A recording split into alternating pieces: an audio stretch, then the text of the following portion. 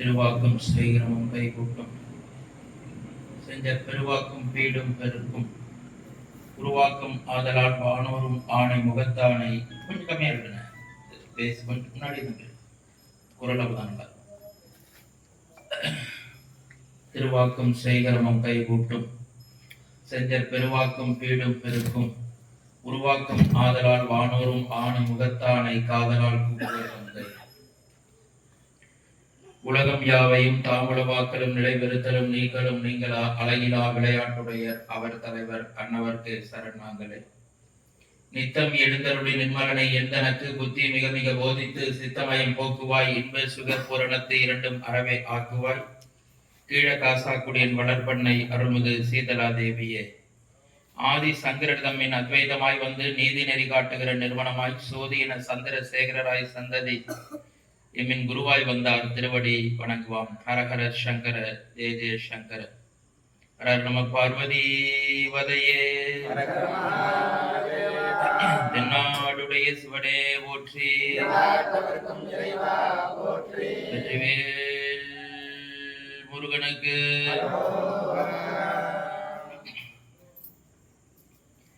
எல்லாம் வல்ல ஒன்றாய் உடனாய் வேறாய் இருந்து அருள் செய்யக்கூடிய சிவபெருமானுடைய அளப்பெரும் கருணையினாலே சுவாமி தயானந்தா கலை மற்றும் அறிவியல் கல்லூரியினுடைய 25ஆம் ஆண்டு வெள்ளி விழாவினை முன்னிட்டு போற்றுதலுக்கும் வழிபாட்டுக்கும் உரிய ஆதி விநாயக பெருமானுடைய இந்த அற்புதமான ஆலயத்தில் ராமச்சந்திரமூர்த்தியோடு புராண ரீதியாக தொடர்புடைய அற்புதமான இந்த உலகம் போற்றுகின்ற பூந்தோட்டத்திலே அருகாமையில் எழுந்தருளிருக்கின்ற ஆதி விநாயகர் சுவாமியுடைய இந்த திருவடி நிழலுக்கு முன்பாக கம்பராமாயணத்தினுடைய தொடர் சொற்பொழிவு 7 நாள் அடியை நிகழ்த்த இருக்கிறேன். போற்றுதலுக்கும் வழிபாட்டுக்கும் உரிய ஸ்ரீ ஸ்வர்ணவல்லி அம்பாள் சமேத முக்தீஸ்வரர் வேத சிவாகம பாடசாலையினுடைய குரு முதல்வர் சிவஸ்ரீ அண்ணா அவர்களை திருவடி மலர்களை நமஸ்காரம் செய்து கொண்டு இன்றைய தினம் சிறப்பு விருந்தினராக நமக்கு தம்பதி சமேதராக எழுந்தருளி இருக்கின்ற முடிகொண்டானை சேர்ந்த அன்பிற்கினிய பெரியவர் சிவஸ்ரீ அண்ணா மன்னி அவர்களையும் இந்த நேரத்தில் நமஸ்காரம் செய்து கொண்டு இந்த தாய்மார்கள் 2 பேர் இந்த பக்கம் வந்து உட்காந்துங்கம்மா, எப்போதும் உள்ள ஆடியன்ஸ் நீங்க இந்த பக்கம் வந்திருக்கோம், ஒன்றும் பிரச்சனை இல்லை. அதனால கம்பராமாயணத்தினுடைய தொடர் சொற்பொழிவை இன்றைய தினம் நாம் முதல் நாள் ராம அவதாரம் என்ற தலைப்பிலும், 2வது நாள் நேற்றைய தினம் சீதாதேவி திருக்கல்யாணம் என்ற தலைப்பிலும், 3வது நாள் இன்றைய தினம் பாதுகா பட்டாபிஷேகம் என்ற தலைப்பிலும், 4வது நாள் நாளைய தினம் ஜடாயு மோட்சம், அதனைத் தொடர்ந்து சொல்லின் செல்வன் சுந்தரகாண்டம் ராமர் பட்டாபிஷேகம் என்று ஞாயிற்றுக்கிழமையோடு அடியேன் பூர்த்தி செய்ய இருக்கிறேன். ராமச்சந்திரமூர்த்திக்கு, சீதா பிராட்டியாருக்கு, ஆஞ்சநேய சுவாமிக்கு. அன்பிற்கினிய பாடசாலையை சேர்ந்த வித்தியார்த்திகளை, நம்முடைய இன்றைய தினம் நம்முடைய தலைப்பு பாதுகா பட்டாபிஷேகம் என்பது. நாம் ஏற்கனவே சொன்னது போல தலைப்பு தான் ஒரு வித்தியாசமாக இருக்க வேண்டும் என்று கொடுத்திருக்கிறோமே தவிர ராமாயண கதை முழுவதுமாகவே அந்த கம்பனுடைய பாடல் எண்ணிக்கையிலே அவருடைய தண்டவாளத்திலே நாம் சென்று கொண்டுதான் அதே கதை அமைப்பிலே, இன்னும் சொல்ல போனால் ஓரளவுக்கு எல்லா கதைகளையும் அப்படியே ஒட்டி நாம இந்த நேரத்திற்குள்ளதாகவும் சொல்ல இருக்கிறோம். ராமாயணம் அப்படின்னு சொன்னாலே நிறைய சிறப்புகள் கொட்டி கிடக்கிறது.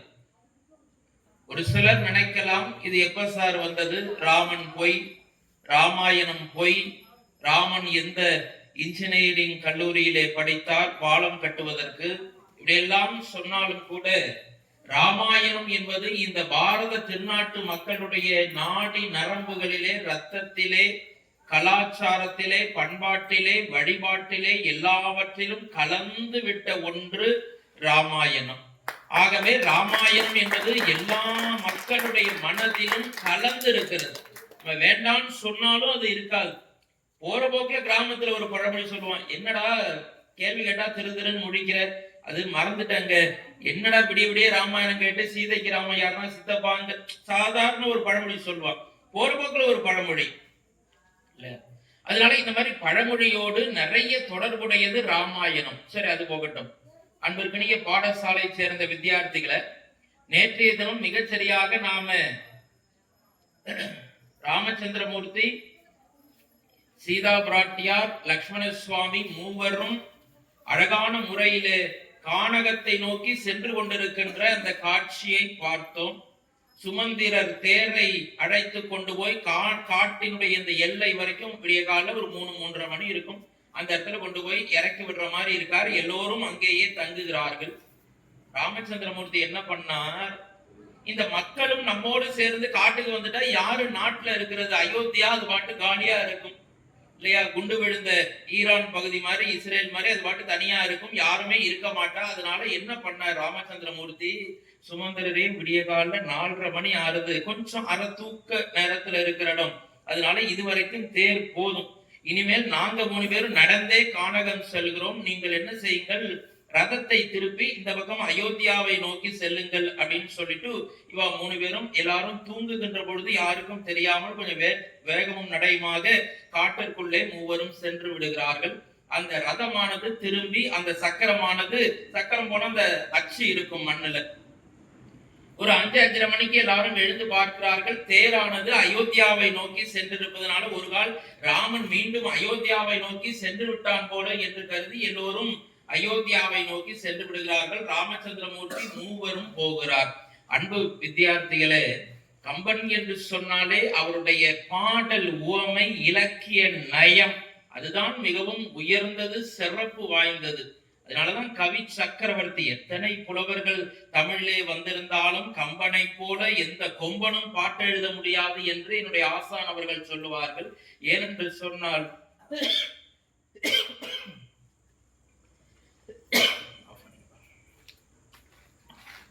போல எந்த கொம்பனாலும் பாட்டு எழுத முடியாது. என்ன காரணம் என்று சொன்னால் அவ்வளவு கருத்துக்களை ஒரு சிறிய பாடலாக இருந்தாலும் அதுக்கு ரொப்பி வச்சிருப்பார். மேலோட்டமா பார்த்தா ஒரு பொருள், கொஞ்சம் ஆழ்ந்து யோசிச்சோம்னா வேற பொருள், இன்னும் கொஞ்சம் ஆழ்ந்து யோசிச்சோம்னா அது வைஷ்ணவத்தினுடைய விசிஷ்டாத்வைத்தினுடைய கான்செப்ட்னா அதுல கம்பர் கொண்டு வந்து புகுத்துவார். அப்படிப்பட்ட கம்பர் மிக அற்புதமாக சொல்லுகிறார். இந்த மூவரும் நடந்து போகிறார்கள். ராமச்சந்திரமூர்த்தி திருமாலுடைய அவதாரமாக இருந்த பொழுதிலும் கூட மனிதனாக வந்த காரணத்தினாலே மனிதனுக்கு என்னென்ன சுபாவங்கள் உண்டோ, சுகம் துக்கம் இதெல்லாம் இருக்குமோ, எந்த இடத்திலும் திருமால் என்று தன்னை வெளிக்காட்டி கொள்ளாமல் ராமச்சந்திரமூர்த்தி ராமாயணம் முழுவதும் வாழ்ந்து காட்டினார். கிருஷ்ண பரமாத்மா அப்படி இல்லை, இதுக்கு நேர் எதிர்வரம் கிருஷ்ண பரமாத்மா.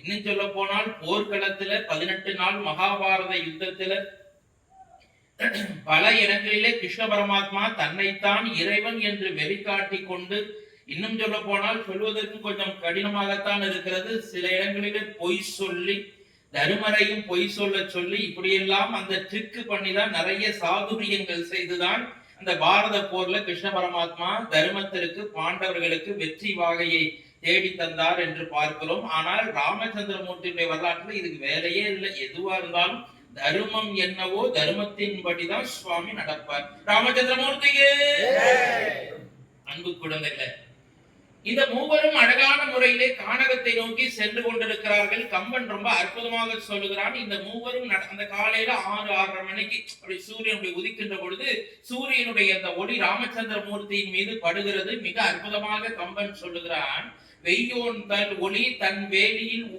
மறைய விரி சோதியன் மறைய பொய்யோ என்னும் இடையாளோடும் இளையானோடும் போனான் மையோ மரகதமோ மறிகடையிலோ மழை முகிலோ என்று கம்பன் மிக அற்புதமாக ராமனுடைய அழகை வர்ணிக்கிறான். என்ன காட்சி என்று சொன்னால் உங்களுக்கெல்லாம் தெரியும். ராமன் முதல் நாளே சொன்னேன், கொஞ்சம் கரிய நிறத்துல டார்க் ப்ளூ, கொஞ்சம் கருப்பா கணக்கிறேன்னு தான் ராமச்சந்திரமூர்த்தி இருக்கார். அந்த ராமச்சந்திரமூர்த்தி நடந்து போகும் பொழுது சூரியனிலிருந்து அந்த காலையில 7 மணிக்கு சூரிய உதயம் ஆகுது இல்லையா, அதுல இருந்து ஒளி கற்றைகள் வந்து ராமன் மீது படுகிறது. ஆனால் என்ன ஒரு பியூட்டி, ஒரு அழகு நடக்கிறது என்று சொன்னால், ராமனுடைய உடம்பிலிருந்து ஒளி வெளியே போகிறதா. என்ன சார் இது வித்தியாசமாக இருக்கு, அதுவும் ராமன் வேற கொஞ்சம் கருப்பா இருக்கான். கருப்பா இருக்கிற மையில் இருந்தோ இல்ல மையில் இருந்தோ இல்ல ஒரு தார் இருக்கு, கருப்பா ஒரு துணி வஸ்திரம் இருக்கு, அதிலிருந்து எப்படி ஒளி வெளியிலே போகும்? ஒளி போகிறதுக்கு வாய்ப்பு இல்லை. ஆனால்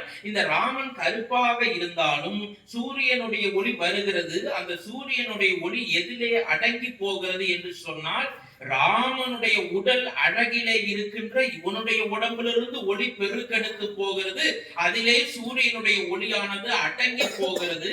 மிக அற்புதமாக கம்பன் சொல்லுகிறார், பொய்யோ என்னும் இடையாளோடும் இளையானோடும். பின்னாடி ஆத்துக்காரி சீதை மாதா வந்து கொண்டிருக்கிறார், பின்னால் இளைய பெருமாள் லட்சுமண சுவாமி அண்ணாவையும் அண்ணியையும் கண்ணை இமை காப்பது போல 14 வருடங்கள் இந்த உலகத்துல ராமன் லட்சுமணனை போல ஒரு கதாபாத்திரத்தை நம்மால் பார்க்கவே முடியாது.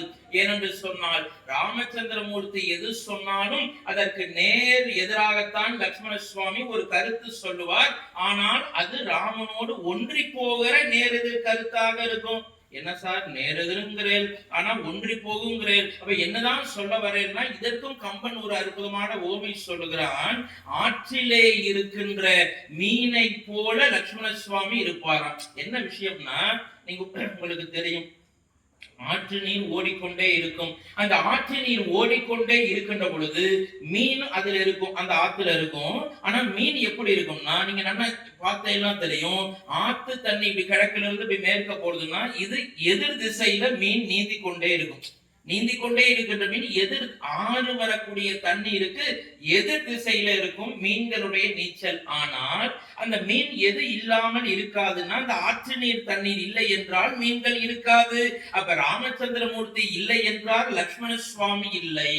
ஆனால் ராமச்சந்திரமூர்த்தி என்ன சொன்னாலும் அதற்கு அவரை ஒட்டியே ஒரு எதிர்கருத்தை தெரிவிப்பவராக லட்சுமண சுவாமி இருக்கிறார் என்று கம்பன் மிக அற்புதமாக சொல்லுகிறான். அந்த இளையானோடும் ரொம்ப அற்புதமாக அந்த கானக பகுதியிலே நடந்து செல்கிறார். அது எப்படி இருக்கிறது என்று சொன்னால், மையோ மரகதமோ மறி கடலோ மழை முகிலோ என்று 4 ஓமையை கம்பன் பயன்படுத்துகிறான். என்னுடைய அன்பிற்குரிய வித்தியார்த்திகளே, கம்பனை போல ஒரு கவி சக்கரவர்த்தி இந்த உலகத்திலே இல்லை என்று இப்பொழுதுதான் சொன்னோம்.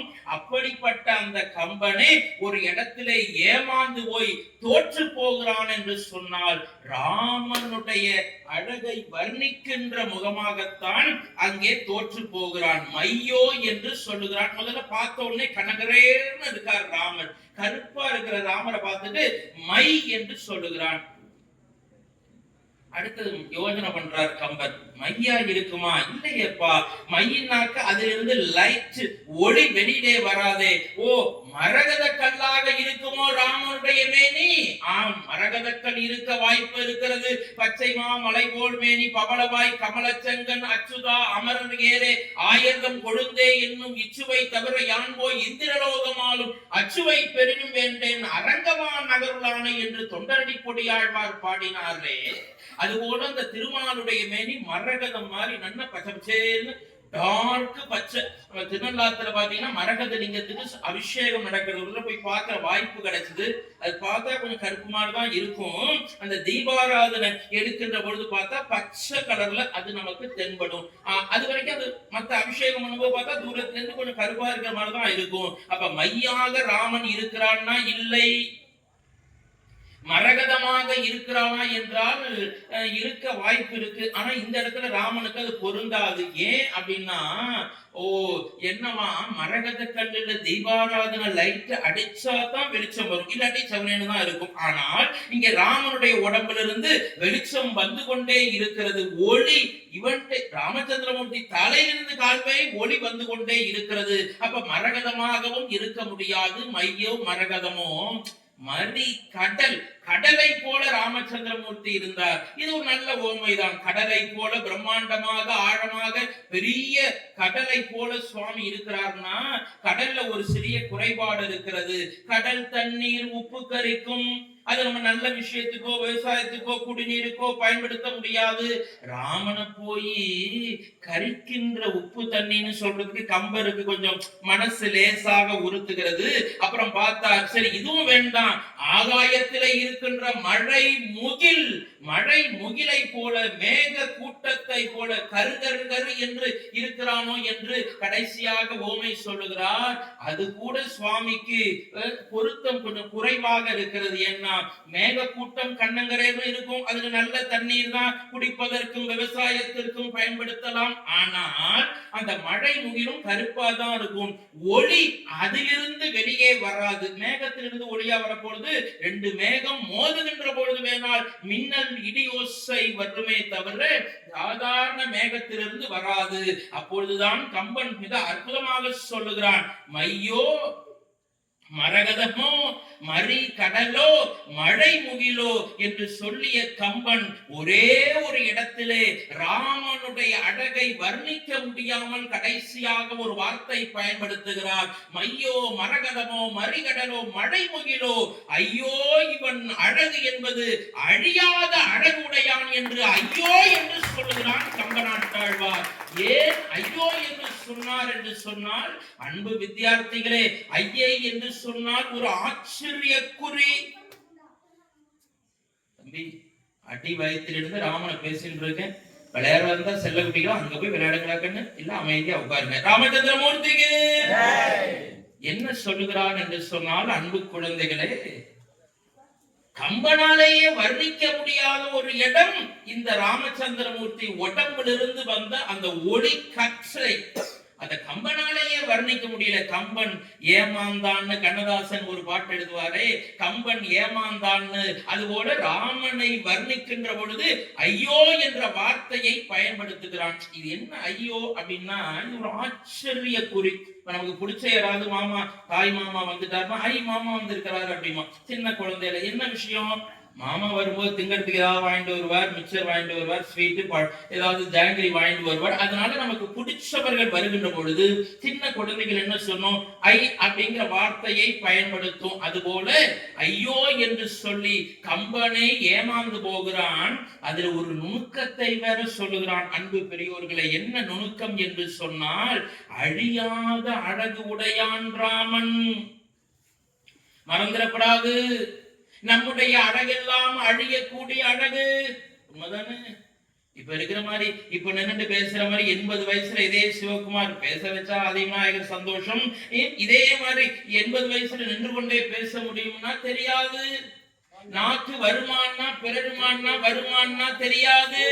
ஐம்புலன்களிலே இந்த காது கொஞ்சம் கொஞ்சமாக கேட்கின்ற இந்த தன்மையை குறைத்து கொண்டே போகும். அன்னைக்கு கூட அண்ணா சொன்னார் பாருங்க, காது கேட்காது என்று.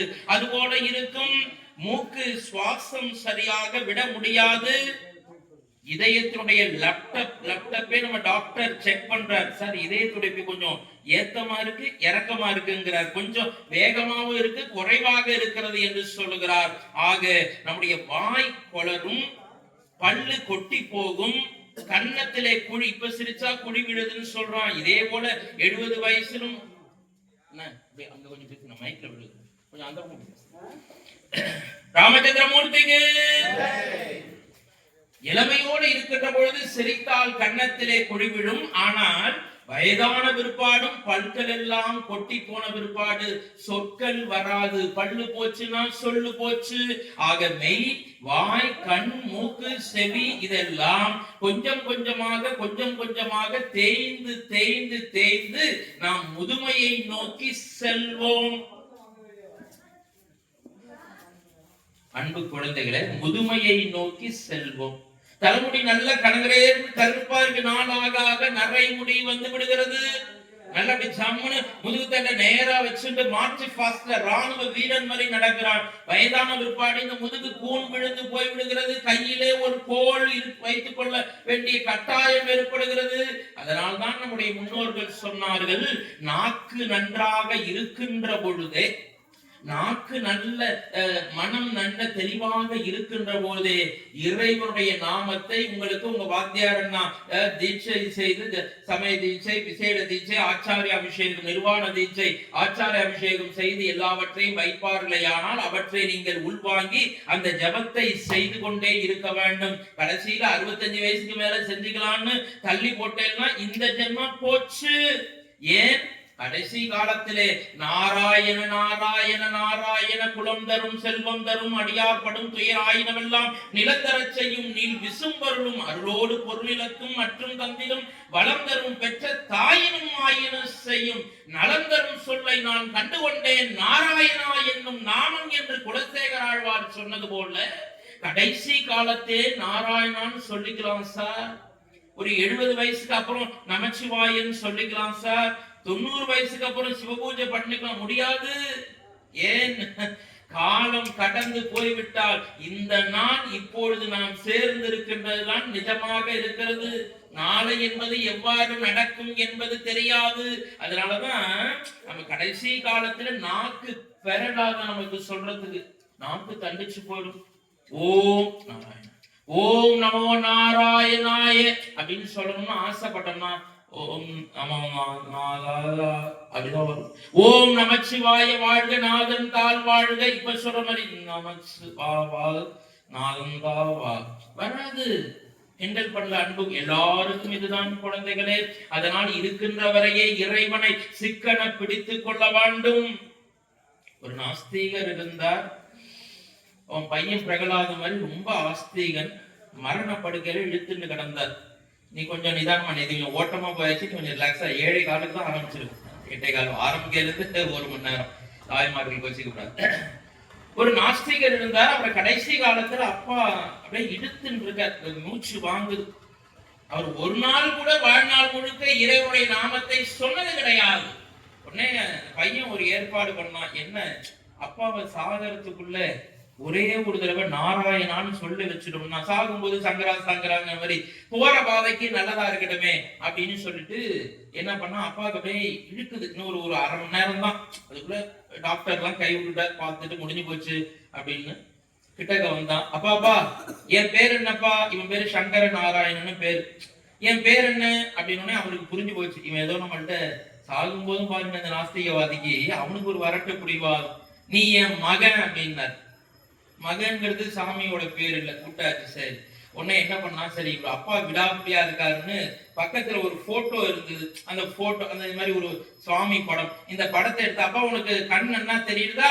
இந்த போட்டோல இருக்கிறது யாருப்பா? அது லட்சுமி நாராயணன், நரசிம்ம சுவாமி நாராயணன் இருக்கு. இந்த போட்டோல இருக்கிறது யாரு? லட்சுமி நாராயணன்னு சொல்லுவாருன்னு இவன் நினைச்சிட்டு கேட்டான் பையன். சாமி படம் அப்படின்னாரு. ஆஹா, இது நீ இந்த ஆளு இப்பயும் சொல்ல மாட்டான் போல இருக்கு. சரி அப்படி நீங்க என்ன பண்ணா, பக்கத்துல இருக்கு இன்னும் இருக்க ஆரம்பிச்சிருக்கு, முடிய போகுது கதை நல்லா தெரிஞ்சு போச்சு. மலர்கள் எல்லாம் எடுத்து தொடுத்துட்டே இருந்தா அம்மா. அப்படி சாமிக்கு அதை எடுத்து நாராயணாங்கிற அந்த வார்த்தையில நாருன்னு இருக்கு. நாருன்னா பாதி தூரமாவது வைகுண்டத்துல பாதி வைகுண்டம் போட்டா அப்புறமேல யாராவது பிக்கப் பண்ணணும்னு சொல்லிட்டு இந்த பூ கட்டுற அந்த நார் எடுத்து, இது என்னது நாருன்னு, இது சாமி பேர் இல்ல, நாருன்னு சொல்லுவாருன்னு நினைச்சிட்டு, அப்பா இது என்னப்பா இது என்ன தெரியுதா அப்படின்னு கேட்டான். பூ கட்டுறதுன்னாரு, பட்டுன்னு போயிடுது. அப்ப கடைசி வரைக்கும் அவன் ஜென்மா இருக்க மட்டும் நாராயண நாமத்தை சொல்லாமலேயே மாண்டு போனார் என்று ராமகிருஷ்ண பரமஹம்சர் ஒரு அருமையான கதை சொல்லுவார். ஆகவே இருக்கின்ற பொழுது, தூங்குகின்ற பொழுதும், நடக்கின்ற பொழுதும், எந்த சுவாமியோட நாமமாக இருந்தாலும் சரி, முருகாவோ, விநாயக பெருமானோ, சரவணபவோ, ஓம் சக்தியோ, நாராயணனோ, நமச்சிவாயவோ, நமக்கு பிடிச்ச இறைவனோ, குருநாதர் உபதேசம் செய்த மந்திரமோ எதுவாக இருந்தாலும் திரும்ப திரும்ப திரும்ப சொல்லி சொல்லி சொல்லி இந்த நாக்கை பழக்கி கொண்டால் கடைசி காலகட்டத்தில் இந்த பிராக்டிஸ் எடுத்ததனுடைய விளைவாக நாமே சொல்ல மறந்தாலும் சொல்லும் நான் மறக்கினும் சொல்லும் நான் நமச்சிவாயவே என்று சுந்தரமூர்த்தி சுவாமிகள் பாடுவதை போல நாமே மறந்து போய்விட்டாலும் நாக்கு நமச்சிவாய நமச்சிவாய நமச்சிவாய என்று ஆரம்பத்துல பிராக்டிஸ் கொடுத்தாத்தான் கடைசி காலத்துல நம்மளால சொல்ல முடியும். ராமச்சந்திரமூர்த்திக்கு. ஆக அன்பு குழந்தைகளே, இப்படி ராம நாமம் சிறந்தது. இந்த இவர்கள் சென்று நேராக கங்கை கரையிலே போனார்கள். கங்கை கரையை போய் அங்க பரத்வாஜர் என்ற முனிவருடைய ஆசிரமம், முடிகண்டான்ல கூட ஒரு அற்புதமான பரத்வாஜருடைய ஆசிரமம் இருக்கிறது. அண்ணா அவர்களுக்கு தெரியும். ராமச்சந்திரமூர்த்தி கானகம் செல்வதற்கு முன்பாக பரத்வாஜர் ஆசிரமத்திலே தங்கிவிட்டு கானகம் செல்கிறார். மீண்டும் 14 ஆண்டுகள் எல்லாம் அந்த கதையெல்லாம் முடிச்சுட்டு திரும்பவும் வந்து பரத்வாஜர் ஆசிரமத்தை அங்க வந்துட்டு அவர்கிட்ட பிளெஸிங்ஸ் வாங்கிட்டு தான் வர்றார். அது எனக்கு ஒரு மகிழ்ச்சி. அடியின் பரத்வாஜர் கோத்திரம் என்பதனால ஒரு மகிழ்ச்சி எனக்கு. அதனால இந்த பாரத்வாஜ சுவாமியினுடைய இந்த ஆசிரமத்துக்கு வந்து தங்கிட்டு சுவாமி போறார். அந்த இடத்துல போய் தங்கி இருக்கார். பக்கத்துல ஒரு பெரிய வாட்ட சாட்டமா ஒரு ஆள் இருக்கான். 9 அடி உயரம், நல்ல கனகரேன்னு இருக்கான்.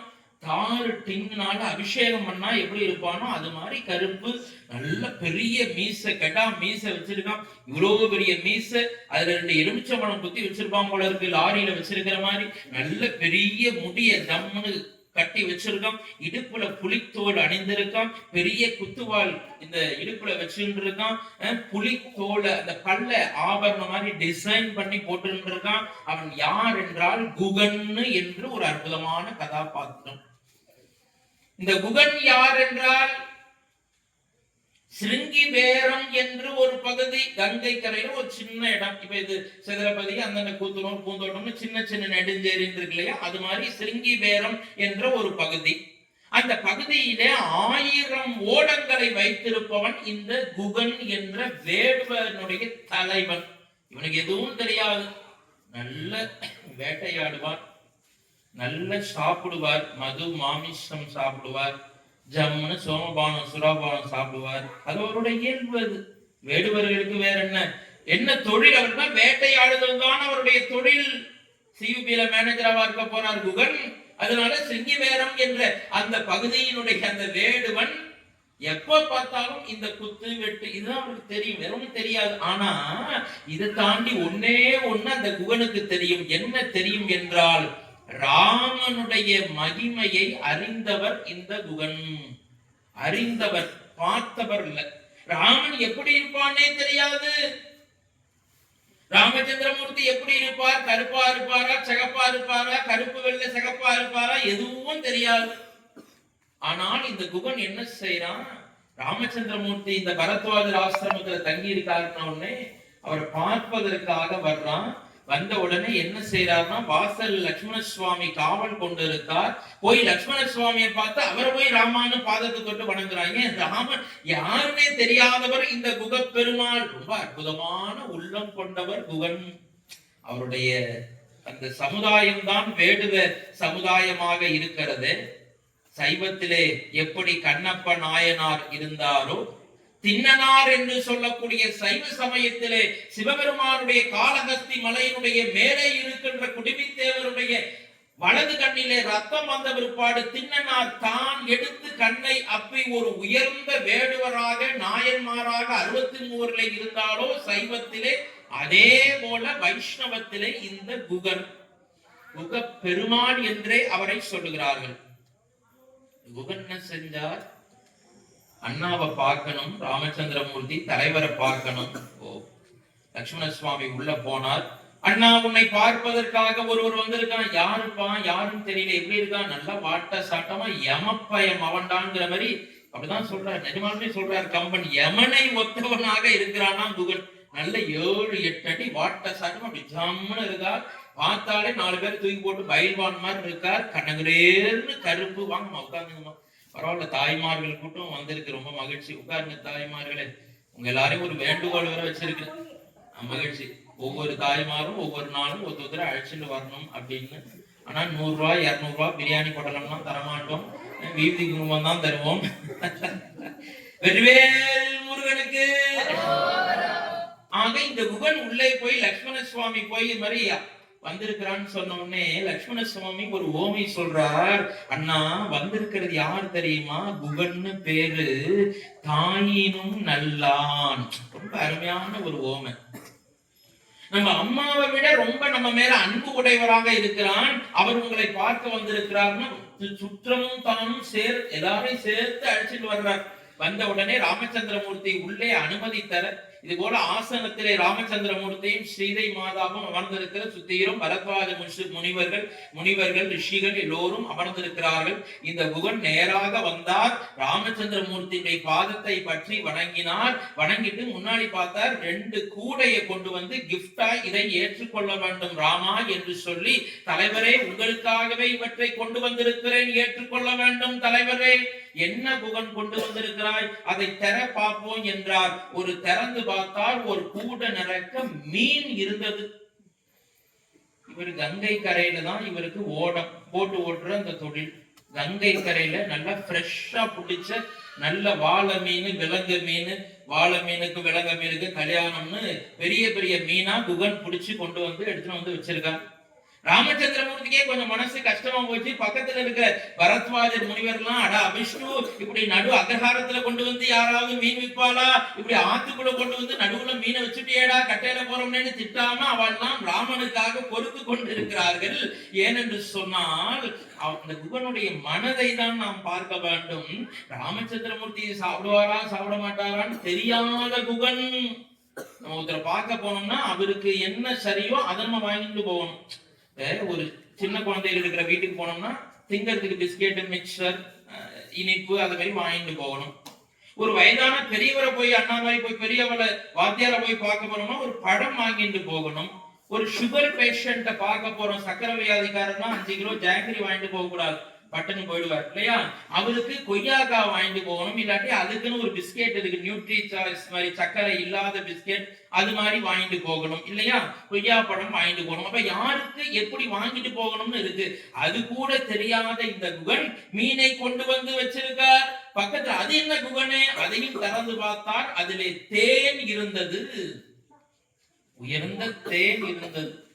ராமா தலைவரே, இந்த மீனையும் தேனையும் நீங்கள் ஏற்றுக்கொள்ள வேண்டும் என்று குகன் மன்றாட, ராமச்சந்திரமூர்த்தி, அன்பு பெரியோர்களே, தாய்மார்களே, உலகத்திலே ராமனை போல ஒரு கதாபாத்திரத்தை நம்மால் நினைத்து கூட பார்க்க முடியாது. சாதாரணமா பிடிக்காதவா இருந்தா கூட என்னப்பா இதெல்லாம் கொண்டு வந்து இங்க வச்சுட்டு, இதெல்லாம் நான் சாப்பிட மாட்டேன்ப்பா, எடுத்துன்னு போய் என்று எரிஞ்சு கோபப்பட்டு விழுந்து விடுவார்கள். எடுத்துன்னு வந்தவருக்கே மனசு கஷ்டமா போயிடும். ஆனால் ராமன் எப்படிப்பட்ட கதாபாத்திரம் தெரியுமா அன்பு பெரியோர்களே. அந்த குகனை வரவழைத்து, குகனே இங்க வாப்பா என்று சொல்லி அந்த குகனை இறுக அணைத்துக் கொள்கிறார். குகனோடு ஐவரானோம். குகனே, எங்க அப்பா தசரத சக்கரவர்த்தி இருக்கிறார். அந்த தசரத சக்கரவர்த்திக்கு ராமன், பரதன், லக்ஷ்மணன், சத்ருகனன் என்று 4 பெயர்.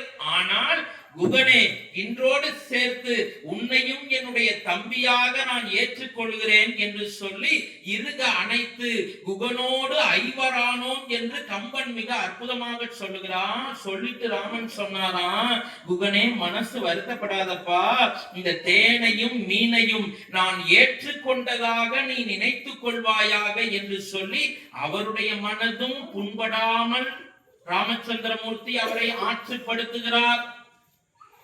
நமக்கு ஒரு கேள்வி, இவ்வளவு திங்ஸ் இருக்கும் போது கங்கையிலேருந்து ஒரு பழத்தை எடுத்துன்னு போய் கொடுத்திருக்கலாம் குகன்.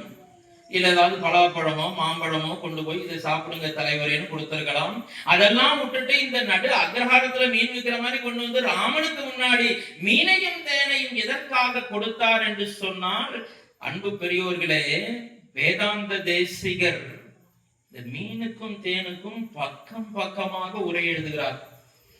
ஏன் மீனையும் தேனையும் செலக்ட் பண்ணா? What is the reason? வேற ஏதாவது பொருள் எடுத்திருக்கலாம் இல்ல, ஒரு பலாப்பழத்தை இல்ல வாழைப்பழத்தை கொண்டு போய் கொடுத்திருக்கலாம், ஏதோ ஒரு கிஃப்ட் கொண்டு போய் கொடுத்திருக்கலாம். மீனையும் தேனையும் எதற்காக கொடுத்தான் என்று சொன்னால், அன்பு குழந்தைகளே, முக்கியமான தத்துவ கருத்து அடங்கி இருக்கிறது. மீன் என்பது எங்கே கிடைக்கும் என்றால், கடலினுடைய ஆழத்தில் வரைக்கும் கிடைப்பது மீன். தேன் எங்கே கிடைக்கும் என்றால், தேனிப்பணம் எங்கே தேன் இதெல்லாம் வச்சிருக்கு, அது இருந்தாலும் தேன் பொதுவாக எங்கே கிடைக்கும் என்றால் மலையின் மீது கிடைப்பது தேன். அதனாலதான் மலை தேன்னு பேர். கண்ணதாசன் பாட்டு எழுதினார், பார்த்தேன் ரசித்தேன் பக்கம் வர துடித்தேன் உனைத்தேன் என நான் நினைத்தேன் அந்த மலைத்தேன் இவள் என மலைத்தேன் ஒரு சினிமால ஒரு பாட்டு எழுதினார். கதாநாயகியை பார்த்து பாடுற பாட்டு. பார்க்கிறான், பார்த்தேன் ரசித்தேன், இந்த தலைவன் கிட்டக்க போகணும்னு ஆசைப்படுறான். பக்கம் வர துடித்தேன், கிட்டக்க போனா ஏதாவது எல்லாரும் பார்க்கும்போது செருப்படுத்து அடிச்சுட்டா என்ன பண்றதுன்னு பயம் வருது. பக்கம் வர துடித்தேன் உன்னை தேன் என நான் நினைத்தேன். உன்னை நான் தேன்னு நினைச்சேன், உன்னை தேன் என நான் நினைத்தேன். அந்த மலை தேன், மலையில இருக்கிற தேன் மலைத்தேன் இவள் என மலைத்தேன். மலைச்சேனா மலைத்து போடுறது, தேன்னு கவியரசரை போல இன்னொருத்தர் இந்த உலகத்துல பாட்டு எழுதுறதுக்கு பிறந்து வரணும். இப்பயும் தான் பாட்டு எழுதுகிறார்கள். வேதனையாக இருக்கிறது. உன் சமையல் அறையில் நான் உப்பா, சர்க்கரையா, மண்ணெண்ணையா, கேஸ் அடுப்பா, குக்கரா, சிலிண்டரா என்று கண்ணதாசனை போல சினிமா பாட்டா இருந்தாலும் இலக்கிய சுவையோடு எழுதுபவர் கவியரசர். சரி, அது போகட்டும். எதற்காக தேன் என்று சொன்னால், என்னுடைய அன்பிற்கினிய மக்கள் வரும்போது நிறையாம மகிழ்ச்சி வருகிறது. ரொம்ப சந்தோஷம். தாய்மார்கள் பெரியவர்கள் வந்தது. ஒரு 3 நாள் இந்த மாதிரி வந்திருக்கம்மா, உங்களுக்கு புண்ணியமா போகும். எனக்கும் பேசுவதற்கு ஒரு மனதில் ஒரு தெம்பு தைரியம் வரும். குழந்தைகளும் இருக்கிறார்கள். அண்ணா அவர்கள் வீட்டில் இருக்கிறார்கள். ஆதி விநாயகர் இருக்கிறார். ஆதி விநாயகருக்கு கீழே பலகா கட்டையிலே ஸ்ரீ அனுமந்தாய நமக என்று ஆஞ்சநேய சுவாமியும் உட்கார்ந்து ராமாயணம் கேட்டுக் கொண்டிருக்கிறார். இதை விட வேறு என்ன புண்ணியம் வேண்டும்? ராமச்சந்திரமூர்த்திக்கு வேதாந்த தேசிகர் சொல்லுகிறார், தேன் என்பது மலையினுடைய உச்சாணி கொம்பிலே கிடைப்பது. மீன் என்பது கடலினுடைய ஆழத்திலே இருப்பது. என்ன சொல்ல வராராம் குகன்? ராமா, உன் மீது நான் வைத்த அன்பு பக்தி இருக்கிறதே, அதை என்னால் அளவீடு செய்து சொல்ல முடியாது. அது எப்படிப்பட்டது தெரியுமா? கடலிலே இருக்கின்ற மீனில் இருந்து மலையினுடைய உச்சியிலே இருக்கின்ற தேன் எவ்வளவு தூரமோ அவ்வளவு தூரம் ராம பக்தியிலே நான் இருக்கிறேன் என்பதை சொல்வதற்காகத்தான் தேனையும் மீனையும் கொண்டு வந்து சுவாமிக்கு அங்கே நைவேத்தியமாக குகன் வைத்தார். குகனை பார்த்து மகிழ்ச்சி அடைந்த ராமர், நாளை காலை படகு எடுத்துட்டு வாடா தம்பி, எங்க அண்ணாமண்ணி லக்ஷ்மணனை கொண்டு போய் அக்கறையில விட்டுருவா என்று சொன்னார். அதுபோல விட்டுட்டு அக்கறையில கொண்டு போய் விட்டார். அந்த கங்கையினுடைய அக்கறையில கொஞ்சம் தூரம் நடந்து போனால் சித்திரக்கூட மலை என்று ஒரு காட்டிலே ஒரு பகுதி. அந்த சித்திரக்கூட மலையிலே மூவரும் தங்கி இருக்கிறார்கள். லக்ஷ்மண சுவாமி பார்த்தார், அண்ணாமண்ணி ஒரு 2 நிமிஷம் அப்படி சேர்ல உட்கார்ந்துங்கோ அப்படின்னு சொல்லிட்டு பக்கத்துல கிடுகிடுன்னு போனார். மூங்கில வெட்டினார். தென்னை மட்ட ஓலைகளை எல்லாம் வெட்டினார். கிடுகிடுகிடுன்னு ஒரு 1/2 மணி நேரத்திற்குள்ளதாக அழகான ஒரு குடிசை, ஒரு பர்ணசாலை, அங்க 2 பேர் தங்குவதை போல ஒரு வீட்டை அமைத்து கொடுத்தார். பர்ணசாலை. ராமச்சந்திரமூர்த்தி கேட்டாராம், தம்பி இதெல்லாம் எப்படா தம்பி கத்துண்ட? எப்போதும் என் கூடவே தானேப்பா இருப்ப, இதெல்லாம் எப்படா தம்பி கத்துண்ட? ஒரு 10 நிமிஷத்துல அழகான ஒரு பர்ணசாலை அமைத்து கொடுத்தாயே என்று லக்ஷ்மணனை பார்த்து மிகவும் மகிழ்ச்சி அடைந்தார். இந்த மூவரும் சித்திரக்கூட மலையிலேயே தங்கி இருக்கட்டும், நாம கொஞ்சம் தூரம் அயோத்தியாவை நோக்கி வருவோம். ஏன் தெரியுமா? அயோத்தியாவுல பட்டாபிஷேக விழா நின்று போய்விட்டது. போட்டது போட்டபடி கிடக்கிறது. சினிமால கல்யாணம் பிக்ஸ் ஆகி அந்த கல்யாணம் நின்று போச்சுன்னா என்ன பண்ணுவாங்க? வாழை மரம் அப்படியே இருக்கும், அருந்து விடும். நாதசுரம் வாசிக்கிறவர் அப்படியே நிப்பாட்டுவார். சாப்பாடை சாப்பிடுறவங்க அப்படியே அண்ணாந்துட்டு தான் நம்ம சினிமால காட்சி எடுக்கிறோம். அது போல அயோத்தியாவிலே பட்டாபிஷேக விழா ஏற்பாடு செய்துவிட்டு அப்படியே தடைபட்டு நின்று போய்விட்டது. அங்கே என்ன அங்கேருந்து திரும்ப அந்த கதைக்கு வருவோம். அப்படின்னா பாதுகாப்பட்ட அபிஷேகம் சொல்றது கரெக்டா இருக்கும். அன்பு தாய்மார்களே, பெரியோர்களே, அயோத்தியாவிலே தசரத சக்கரவர்த்தி மூச்சு தெரிந்து பார்த்தார். எங்கே ராமன் என்று வசிஷ்டரை பார்த்து கேட்டார். வசிஷ்டர் சொன்னார், கைகேயி மாதா கட்டளை இட்டதனால ராமன் கானகம் நோக்கி சென்று விட்டார் என்ற செய்தி கேட்டவுடனே, ஏற்கனவே இவர் சரவணன் என்ற முனிகுமாரன் பெற்ற சாபம், இவர் உயிரானது ராமனை பிரிந்த பிற்பாடு தசரதர் அங்கே உயிரானது மாண்டு போனார். வசிஷ்டர் தைல காப்பு எல்லாம் தடவி இப்ப 4 பேரு பிள்ளைகள். பாருங்க, தசரதருக்கு ஒரு எண்ணத்தை பாருங்க.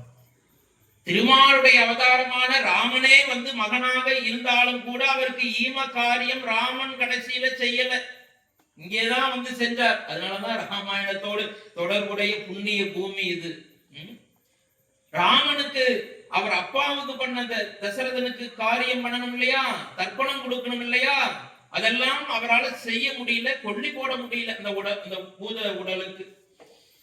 பரதனையும் சத்ருகனையும் கேகய நாட்டிலிருந்து வசிஷ்டர் தான் எல்லா ஏற்பாட்டையும் பண்றார். அதுதான் குலகுரு. அரசனுக்கோ அரச குடும்பத்துக்கோ ஒரு சிக்கல் வந்ததுன்னா அந்த குருநாதர் எல்லாவற்றையும் மேனேஜ் பண்ணி சரி பண்ணி கொடுப்பார். கேகய நாட்டிலிருந்து பரதனையும் சத்ருகனையும் அழைத்து வர சொன்னார். இருவரும் வேகமாக தேரிலே வந்தார்கள்.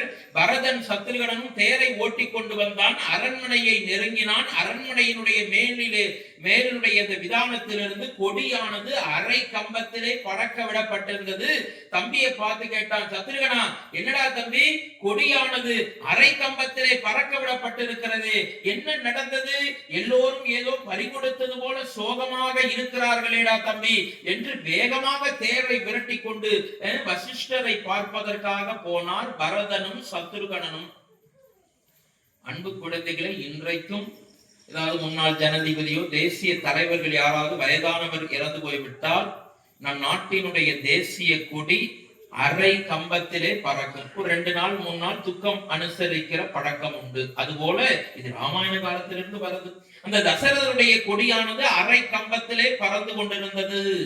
நேரா போய் பரதன் வசிஷ்டருடைய பாதத்திலே விழுந்து வணங்கினான். குருநாதா, என்ன நடந்தது? எதற்காக கொடியானது அரை கம்பத்திலே பறந்து கொண்டிருக்கிறது? அது ஒன்றுமில்ல பரதா, தசரத சக்கரவர்த்தி நம்மை எல்லாம் விட்டு விட்டு சென்று விட்டாரப்பா என்று சொன்ன உடனே மிகவும் வருத்தம் அடைந்தான். எங்கே தந்தை என்று கேட்டான். தந்தையுடைய இந்த பூத உடல் தைலம் சாத்தப்பட்டு வைத்திருந்தது. வேகமாக பரதன் ஓடோடி சென்று அப்பாவுடைய பாதத்தை தொட்டு, அப்பா என்ன ஆயிற்றப்பா என்று கதறி அழுவதற்காக தசரத சக்கரவர்த்தியுடைய பாதத்தை தொடுவதற்காக போனான்.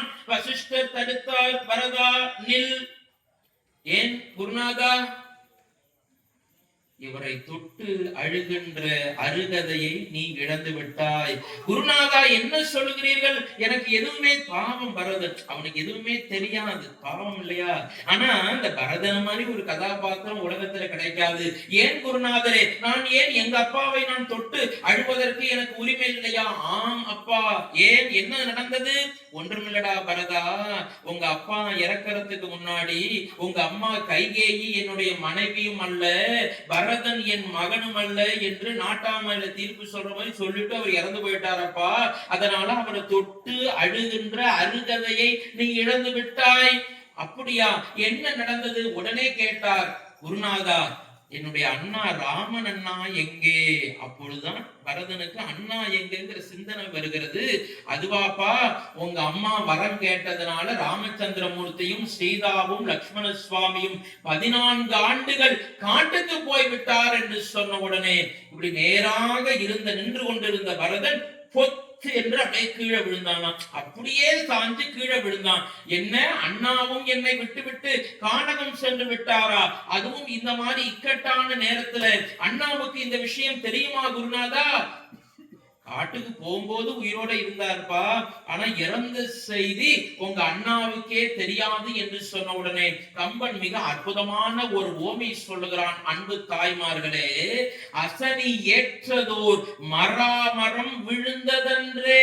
நான் ஏற்கனவே உதாரணம் சொன்னேன். ஒரு பேனா இப்படி வச்சுட்டு இப்படி விட்டேன்னா டப்புன்னு கீழே விடும். அப்படின்னு ஒரு கம்பை நிற்க வச்சுட்டு அப்படி கையை எடுத்துட்டேன்னா டக்குன்னு கீழே விடும். அதுபோல மரத்தின் மேல இடி விழுந்தால் எப்படி அந்த மரம் கீழே விழுமோ அதுபோல பரதன் பொத்தென்று கீழே விழுந்தான். இதுல என்ன சார் பெரிய விஷயம் இருக்கு? இதுல என்ன பெரிய விஷயம் இருக்கு? நமக்கு தெரியும், மழை காலத்துல இடி விழுவுதுன்னு நம்ம கேள்விப்பட்டிருப்போம். இந்த மின்னல் வெட்டி தென்னை மரத்துல விழும். அதுக்காக தான் ஔவையார் சொன்னா, கோயில் இல்லா ஊரில் குடியிருக்க வேண்டாம் என்று சொன்னதுடைய காரணம் அதுதான். ஒரு கோயில் இருந்தால் கோயிலுடைய ராஜகோபுரமோ விமானமோ அந்த இடியை பெற்று அது பத்திரமா வாங்கி கீழே பூமாதேவிக்குள்ள செலுத்திடும். கோயில் இல்லாத ஒரு ஊர்ல நீங்க 4 மாடி வீடு கட்டியிருந்தீங்கன்னா மொதல் அடி 4வது மாடிக்கு தான் விடும். நீங்க டமார்னு கீழே இடிஞ்சு விடும். அதனால கோயில் இல்லா ஊரில் குடியிருக்க வேண்டாம். சரி, அது போகட்டும். அப்ப இடி விழுந்த மரத்தை போல பரதன் பொத்தென்று கீழே விழுந்தான். அன்பு குழந்தைகளே, ஒரு பூமையை சொல்லுவதிலே கூட கம்பன் பெரிய கவி சக்கரவர்த்தி மறந்துடக்கூடாது. ஏன் தெரியுமா? அன்பு தாய்மார்களே, என்ன மரத்தை சொன்னார் என்றால், இடி விழுந்த மரத்தை போல பரதன் விழுந்தான். குழந்தை கொஞ்சம் அமைதியாக குழந்தை பாப்பா, 2 பேரும் அங்க போய் விளையாடுங்களா கண்ணு. இடி விழுந்த மரத்தை போல பரதன் கீழே விழுந்தான். ஏன் தெரியுமா? இந்த மராமரம் தான் ராமாயணம் வருவதற்கே காரணமாக இருந்தது. இந்த மராமரம் என்கிறது சொல்றோம். அன்பு குழந்தைகளே, முதல் நாள் சொன்னேன், தமிழிலே தான் தமிழ் மொழியிலே கம்ப ராமாயணத்தை எழுதியிருக்கிறார். சமஸ்கிருத மொழியிலே வால்மீகி என்ற மகான் தான் சமஸ்கிருத மொழியிலே வால்மீகி ராமாயணத்தை எழுதியிருக்கார், அருளியிருக்கார் என்று பார்த்தோம். இந்த வால்மீகி ராமாயணத்தோட கதை ஒரு நிமிஷம் 2 நிமிஷம் பார்த்துட்டு போயிடுவோம், விட முடியாதது. ரத்னாகரன் ஒரு வேடுவர், அவரும் வேடுவர். ராமாயணத்தில் எது பிராமணர் நினைச்சுக்க வேண்டாம், மன்னிச்சுக்கணும். ராமாயணத்தை ஏதோ நல்ல வேதம் படிச்ச அந்தனர் எழுதினதாக நினைக்க வேண்டாம். அந்த வால்மீகி முனிவர் ஒரு வேடுவர். அந்த வேடுவர் வேட்டையாடிட்டே இருந்தார். ஒரு நாள் நாரத முனிவர் வந்தார். நாராயண நாராயண கத்தி எடுத்து நிப்பாட்டா. ஐயோ நிப்பாட்டியா? என்ன யார் அது நாராயணன்? கூப்பிட, அவனையும் வெட்டுறேன் அப்படின்னார். ஏன்? அது பகவானப்பா, உனக்கு என்ன வேணும்? தவர், நான் தான் ரத்னாகரன் வேடுவேன், என்னை தாண்டி நிறைய இதெல்லாம் போட்டிருக்க, தம்பூரா வச்சிருக்க, எல்லாத்தையும் கைட்டு சாமி அப்படின்னா. நாரதர் சொன்னார், இந்த கொள்ளையடிக்கிறதுலாம் பாவம் இல்லையா வேடுவனே? இதெல்லாம் எனக்கு தெரியாது சாமி, கம்முன்னு கடை, எல்லாத்தையும் கைட்டியா ஒரே வெட்டணுமா? ஐயோ இரியா அவசரப்பட்டு வெட்டிடாது, நான் ஒண்ணு சின்ன ஒரு யோஜனை சொல்றேன், அதை கேக்குறியா? என்ன சாமி சொல்லு அப்படின்னா. ஒண்ணும் இல்ல, நீ இந்த கொள்ளடிச்சு கொலை பண்றீ இல்லை, வரவெல்லாம் கொள்ளடிக்கிற, கழுத்தறுக்கிற, பணங்காசை புடுங்கிக்கிறியே, இதெல்லாம் பாவம் தானே. நீ என்ன போய் உங்க வீட்டுல போய் கேட்டுட்டு வா, நீ இப்ப கொள்ளடிக்கிறதுல பாவம் வரும்னு நான் சொல்றேன். சாமி, இதெல்லாம் பேசி நம்ம மனசை புத்தியை மாத்திக்கலான்னு பார்த்தாது, மரியாதையே எல்லாத்தையும் கைட்டின்னு மிரட்டினான். அது இருக்கட்டும்பா, நான் கைட்டி தரேன், இந்த தம்பூரா தானே வச்சுக்கோ, எல்லாத்தையும் கைட்டி கொடுத்துட்டு நான் கைட்டி தரேன், எனக்கு பிரச்சனை இல்லை. ஆனால் இதிலே பாவம் வருமே, அந்த பாவத்தை நீ ஏன் அனுபவிக்கிறாய்? நான் எடுத்துக்கல சாமி, வீட்டுல கொண்டு போய் வீட்டுக்கார மாட்ட கொடுப்பேன், அவ சமைச்சு ஆக்கி போடுவா. அப்படியா? அப்படின்னா நீ என்ன பண்ணு, உன் நேரா வீட்டுக்கார மாட்ட போய் இந்த பாவத்துல நீ பங்கு வாங்கிப்பியான்னு கேட்டுட்டு வா. இந்த மாதிரி நைஸா இங்க இருந்து எஸ்கேப் ஆகிறதுக்காக ஏதோ ஒரு கதை மாதிரி சொல்லி என்ன டிராமா பண்ற, சரி ஒண்ணும் கவலைப்படாத, இந்த மரத்துல என்ன கட்டி வச்சுட்டு போயா, நீ வர்ற வரைக்கும் நான் இங்கே இருக்கேன்னு 2 கையும் நாரதரை கட்டி வச்சுட்டு அந்த வேடுவன் போனான்.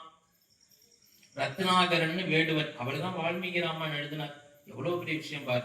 மனைவிட்ட போய் கேட்டான், மனைவி கேவாமா, நான் கொள்ளடிச்சு கொண்டு வந்து தரேனே, கொள்ளடிச்சுட்டு தங்கம் வயிறும் ஆடு விலங்குகள் எல்லாம் வேட்டையாடுறனே, அதுல பாவம் வரும், அந்த பாவத்தை நீ வாங்கிக்குவியா? இந்த வருங்க, கொண்டாந்து கொடுக்கறது உங்க வேலை, ஆக்கி போடுறது என் வேலை, அதோட நிப்பாட்டிங்க. இந்த பாவம் முன்னேம்னா நான் ஏத்துக்க மாட்டேன், இதுக்கு வேற கதையா இருக்கே அப்படின்னு பையன்கிட்ட போனான். தம்பிகளா இங்க வாங்கடா, நான் பெத்த 2 மகன்களா இங்க வாங்க, அப்பா கொள்ளை அடிச்சு கொண்டு வந்து தரண்டா தம்பி, அந்த பாவத்தை எல்லாம் நீ ஏத்துக்குவியா?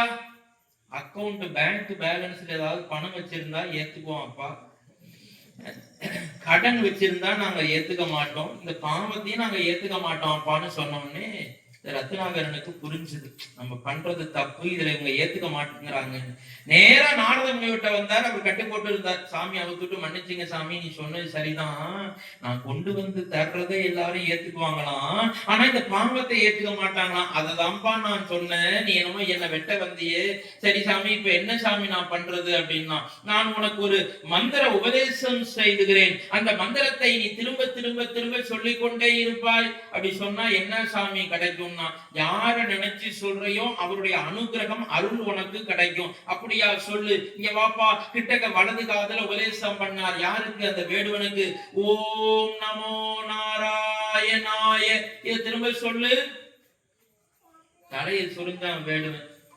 என்ன சாமி, என்ன சாமி, திரும்ப ஒன்ஸ் அகைன் ரிப்பீட் அப்படின்னா, ஓம் நமோ நாராயணாய, ஓம் நமோ நாராயணாய. சாமி இதெல்லாம் எனக்கு வராதுங்க, எனக்கு புரியுற மாதிரி கொஞ்சம் ஈஸியா இதனால சொல்லுங்க.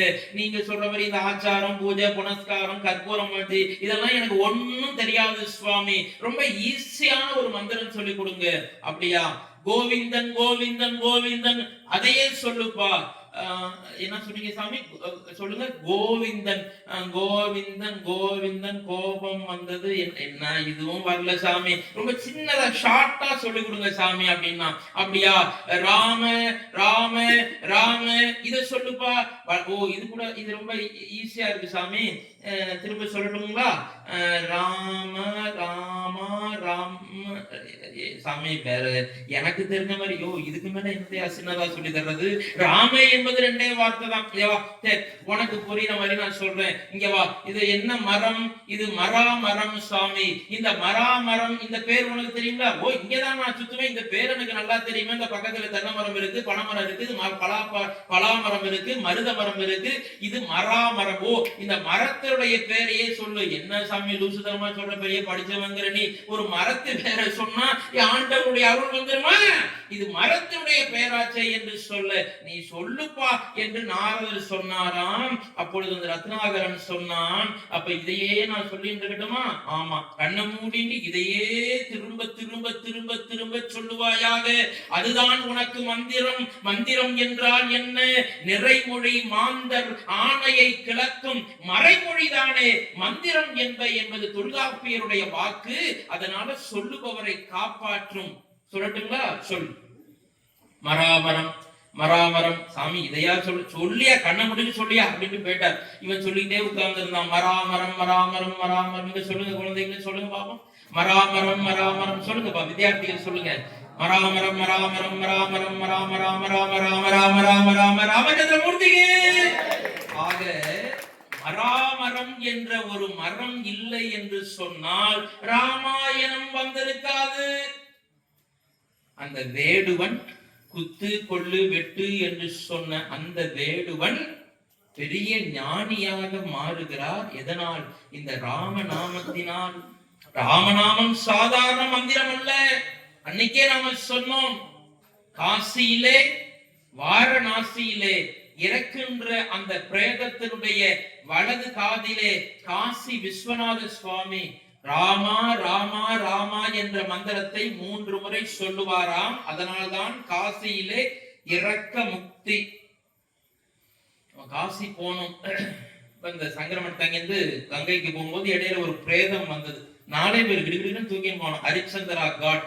அந்த ஹரிச்சந்திரா காட்டை போய் பார்த்துட்டோம்னா வாழ்க்கையில நம்ம யாருக்கும் கெடுதலே பண்ண மாட்டோமா? ஏன் தெரியுங்களா?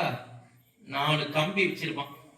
இந்த பக்கம் ஒரு 4 கம்பி, அங்க 4 ஒரு 8 இடம் இருக்கும்.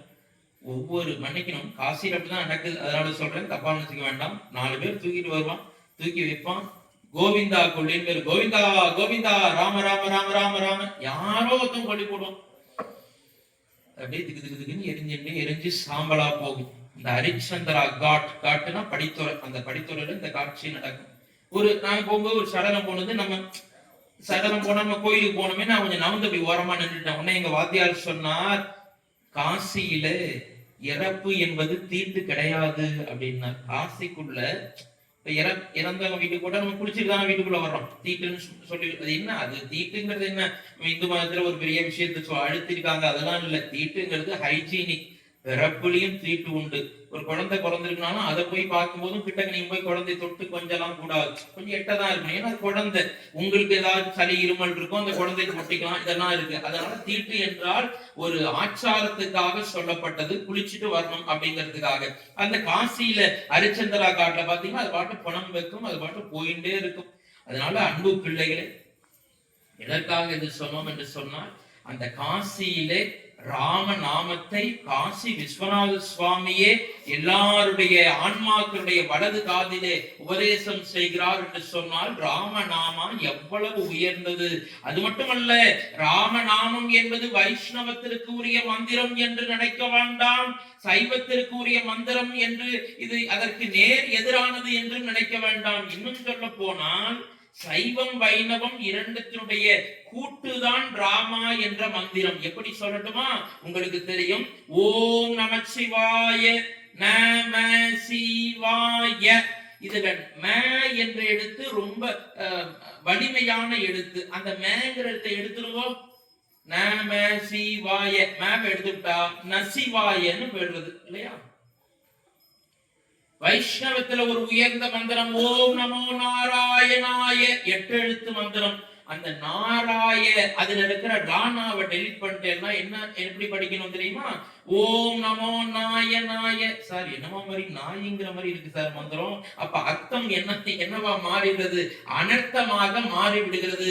அப்ப ஓம் நமோ நாராயணாயி என்ற மந்திரத்திலே இருந்து வைஷ்ணவத்தினுடைய 8 எழுத்து மந்திரத்திலே மூலாதாரத்தினுடைய ஜீவ நாடியாக இருக்கின்ற ரா என்ற எழுத்தை எடுத்தும், சைவத்தில நமச்சிவாய் என்ற எழுத்திலே இருக்கின்ற பஞ்சாட்சரத்திலே ம என்ற எழுத்தை எடுத்தும் ரா ம என்பது சைவம் வைணவத்தினுடைய கலவை மந்திரமாக இருக்கிறது. அதனாலதான் அவ்வளவு சிறப்பு ஆற்றல்.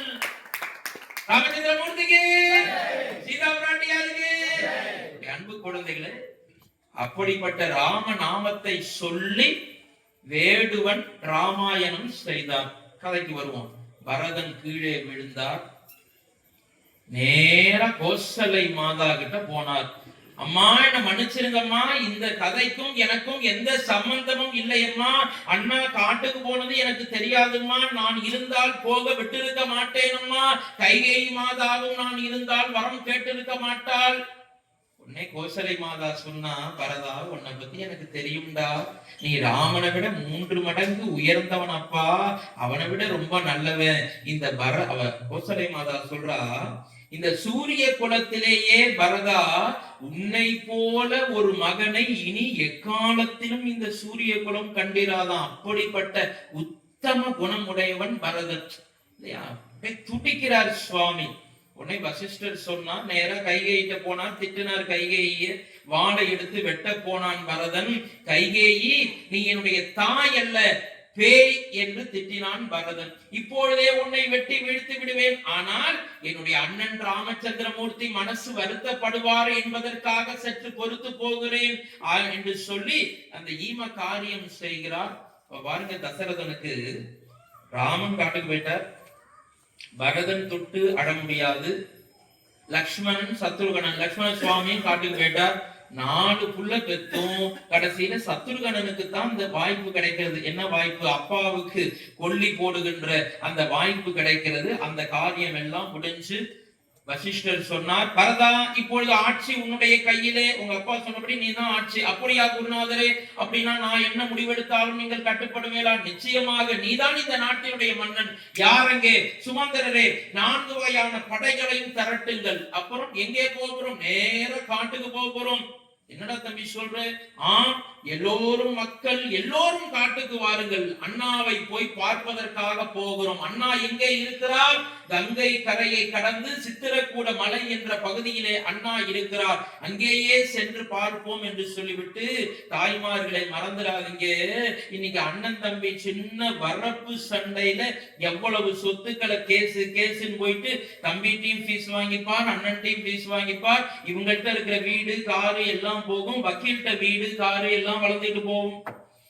அவ்வளவு சண்டை நடக்குது. ஆனால் இந்த பரதன் அண்ணன் காட்டுக்கு போனதற்காக தானும் அண்ணா காட்டுல இருந்தா எப்படி காவி வஸ்திரம் போட்டு பாரோ அதுபோல பட்ட ஆடைகளை எல்லாம் கலைந்தார்.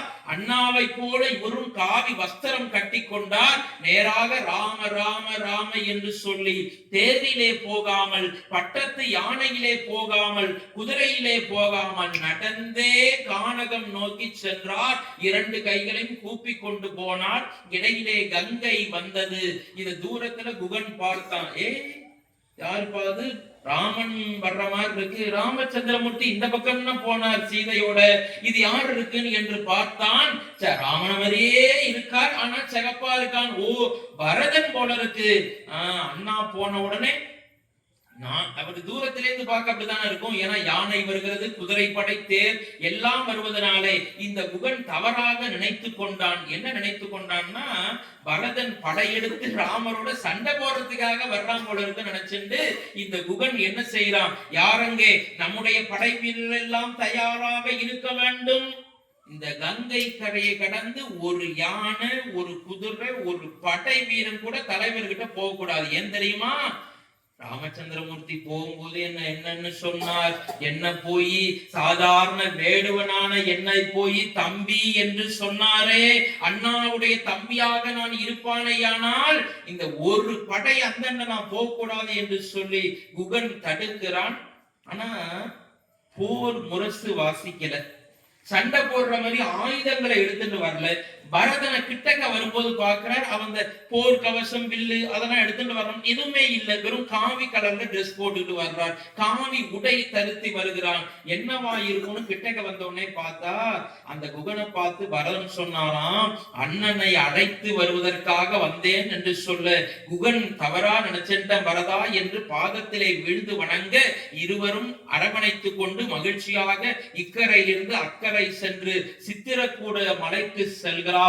பரதன் நேராக ஓடோடி வந்து ராமச்சந்திரமூர்த்தியினுடைய பாதத்திலே விழுந்து வணங்குகிறான். அண்ணா, உனக்கு எப்படி அண்ணா மனசு வந்தது?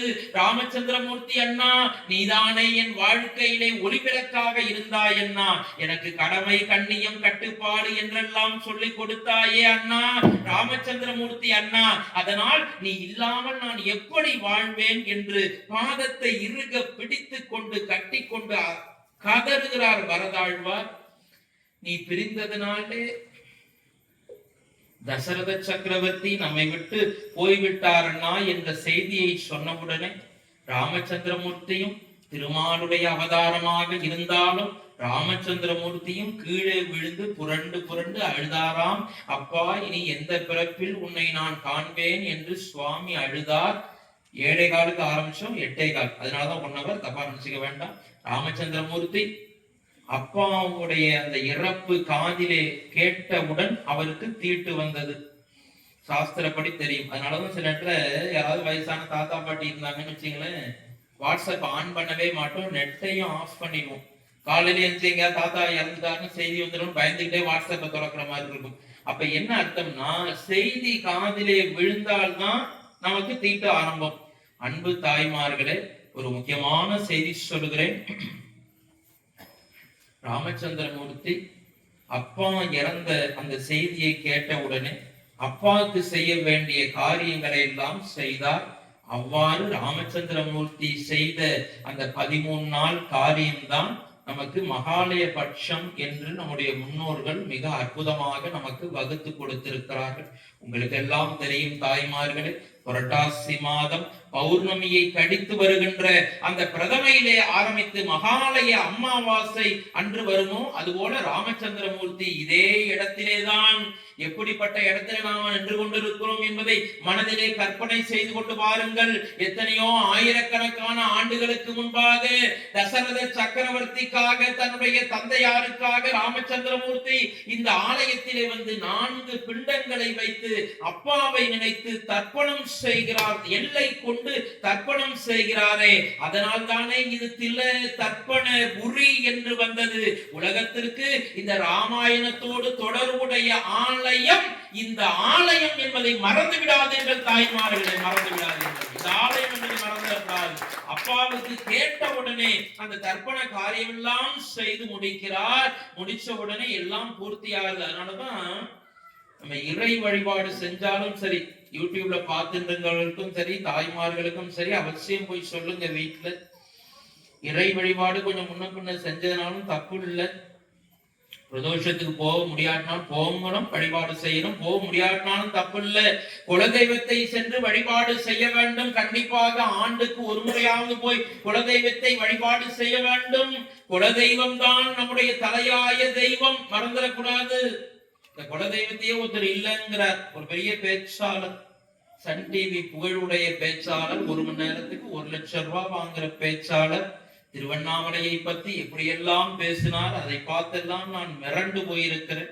அவர் இன்னைக்கு காசு வாங்கி கொண்டு வேறு மதத்தை சார்ந்தவராக மாறாமல் இந்த மதத்துல இருந்து கொண்டே அவர் குலதெய்வ வழிபாடு கூடாது என்கிறார். பேர சொல்றதுக்கு எனக்கு ஒண்ணு பயம் கிடையாது. சுகி சிவம் குலதெய்வ வழிபாடுதான் தமிழர்களுடைய அடையாளம். நீங்க ஒண்ணும் இல்ல, நீங்க இருக்கிறது பூந்தோட்டத்துல இருப்பீங்க, ஆனா நினைச்சு பாருங்க, எங்களுக்கு குலதெய்வம் இங்க எல்லாம் சாருமா, எங்க ராமநாதபுரம் தாண்டி அங்க ஒரு ஐயனார் கோயில் இருக்கு சார் காட்டுக்குள்ள, அதுதான் எங்க குலதெய்வம்பா.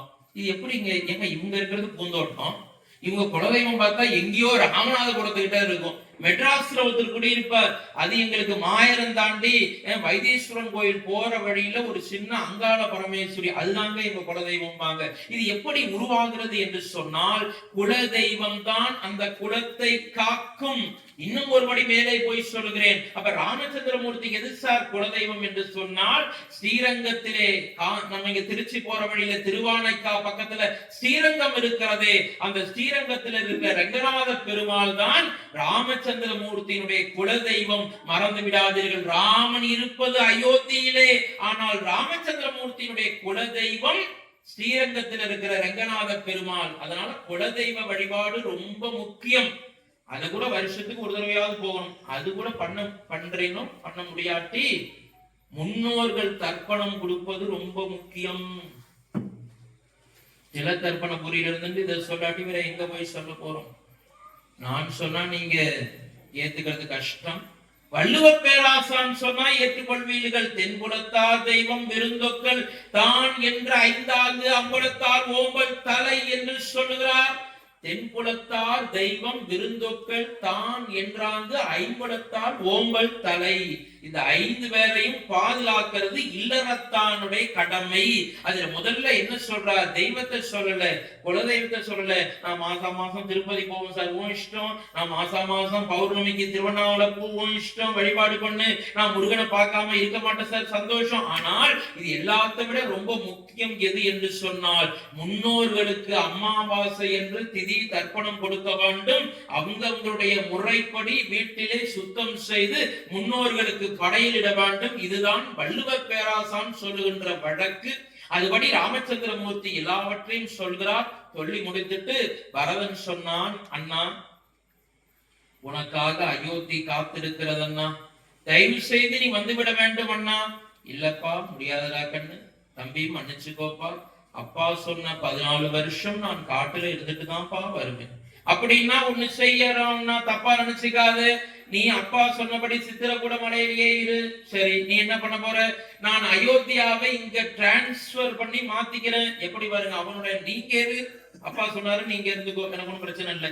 நான் என்ன பண்றேன், எல்லாரையும் அங்க இருக்கிற ஆதார் கார்டு ரேஷன் கார்டு எல்லாத்தையும் மாத்தி அயோத்தியாவில இருந்து சித்திரக்கூட மலைக்கு மாத்திடுறேன். இங்கேயே நாங்க இருக்கோம். எத்தனை வருஷம்? 14 வருஷம் இங்கேயே இருக்கோம்னா. தம்பி இப்படிலாம் அபத்தமா பேசாதரா கண்ணு. இது என்ன தலைநகரத்தை மாத்துறது, நீ என்னமோ ஆதார்ல செல்போன் நம்பர் மாத்துற மாதிரி சொல்றியப்பா. அப்படிலாம் மாத்த முடியாதுடா தம்பி, நீ அங்கேயே இரு, நான் 14 ஆண்டுகள் முடிச்சு வந்துருவேன்ப்பா. அப்படியாண்ணா? அப்படின்னா எனக்கு 2 வரம் வேண்டும். என்ன தம்பி வரம்? இந்த 14 ஆண்டுகள் முடித்து ஒரே ஒரு வினாடி நீ தாமதமாக வந்தாலும் அண்ணா, நான் நெருப்பை மூட்டி என்னை நானே அதிலே மாய்த்துக் கொள்வேன். அதனால 14 வருஷம் முடியறதுக்குள்ள 1 செகண்டுக்கு முன்னதான் நீ காலடி எடுத்து வச்சிடணும். அப்பா சொன்னது 14 வருஷமும் முடியணும், உன்னை நான் காத்துடணும். அந்த 14 வருஷத்துக்கு நீ வந்துட்டேன்னா நான் பேசாம இருப்பேன். இல்லாட்டி நெருப்பை மூட்டி அதுல என்னை நானே மாய்த்துக் கொள்வேன் என்று பரதன் சொன்னான். அண்ணா இன்னொரு வரம் வேண்டும் அண்ணா. அண்ணாவிடம் தானே தம்பி கேட்க முடியும். ஒண்ணுமில்லை, உன்னுடைய காலில் போட்டு இல்லையா 2 பாதுகை, அந்த பாதுகை 2 எனக்கு வேணும் தம்பி. இதை வச்சுட்டு என்னப்பா பண்ண போற? குடு அண்ணா தயவு செய்து. கொடுத்தார் சுவாமி. இந்த பாதுகை புரியணுங்கிறதுக்காக சொல்றேன் தாய்மார்களுக்கு. ராமச்சந்திரமூர்த்தி போட்டு கொண்டிருந்த அந்த செருப்பு, அதான் பாதுகைன்னு சொல்றோம். அந்த ராமச்சந்திரமூர்த்தியோட 2 பாதுகை எடுத்து பரதன் தலையிலே வைத்துக் கொண்டார். ராம ராம ராம ராம. என்னடா தம்பி பண்ண போறேன்? நேரா அயோத்தியா போறேன். நீ 14 வருடம் வருகின்ற வரைக்கும் நானும் அயோத்தியாவுடைய நகரத்தை மிதிக்க மாட்டேன். அந்த நகரத்தினுடைய எல்லையிலே நந்தி கிராமம் என்று ஒரு கிராமம், இன்னைக்கு அந்த கிராமம் இருக்கு, நந்தி கிராமம். அந்த நந்தி கிராமத்திலே நான் தங்க போகிறேன். அப்புறம் சுக்ரீவன் சென்று இந்த 2 செருப்பையும் அன்னைக்கும் புரியணுங்கிறதுக்காக சொல்றேன், இந்த 2 பாதுகையையும் கொண்டு போய் சிம்மாசனத்துல வைக்க போறான். அப்புறம் அண்ணா நீ இல்லாமல் அயோத்தியா இல்லை. இந்த 14 ஆண்டுகளும் இந்த பாதுகை தான் ஆட்சி செய்ய போகிறது. பரதன் அதுபோலவே நந்தி கிராமத்திலே சென்று அங்கேயே குடிசை வீடு போட்டு தங்கி கொண்டிருந்தான். சத்ருகனன் 2 பாதுகையின் தலையிலே வைத்து தசரத சக்கரவர்த்தி உட்கார்ந்திருந்த சிம்மாசனம், ராமச்சந்திரமூர்த்தி எதிர்காலத்திலே உட்கார போகின்ற சிம்மாசனம், சூரிய குலத்திலே யாரெல்லாம் வந்தார்களோ அத்தனை பேரும் அமர்ந்த அந்த சிம்மாசனத்திலே 2 பாதுகையும் வச்சார். தலையில இந்த கிரீடம் மகுடம் இருக்கு இல்லையா, அந்த கிரீடத்தை கொண்டு வந்து அந்த செருப்பு மேல வச்சார். பக்கத்துல 2 பேரும் வெண்சாமரம் வீசி நிற்பது போல இருந்தார்.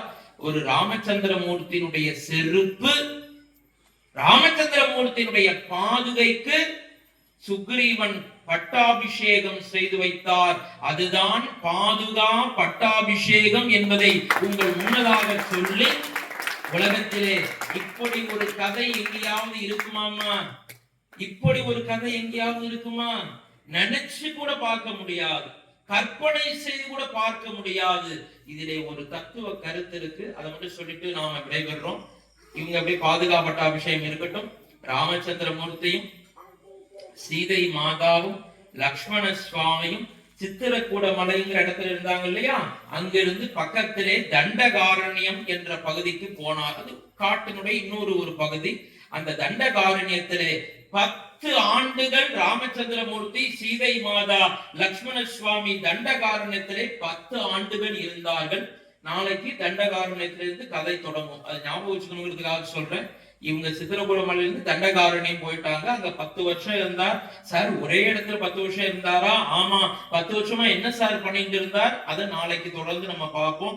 இந்த பாதுகா பட்டாபிஷேகத்துல ஒரு சின்ன கருத்து இருக்கு. ஒரே ஒரு நிமிஷம் தாய்மார்களுடைய அனுமதியோட நாம சொல்லிட்டு நிறைவு செய்யறோம்.